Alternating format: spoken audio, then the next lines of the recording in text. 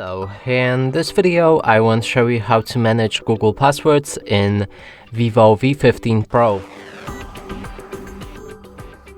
And to do this, here I open Amazon webpage and I'm trying to log in.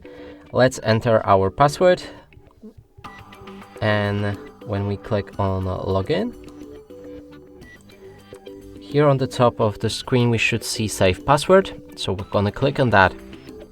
Now when you click on the three dots in the top right corner of the screen and move to the settings, here you should find your password manager, and on the bottom you can see the passwords that you tried to use and saved. And now when you click on them, you'll be able to either edit or remove them by clicking on the trash button.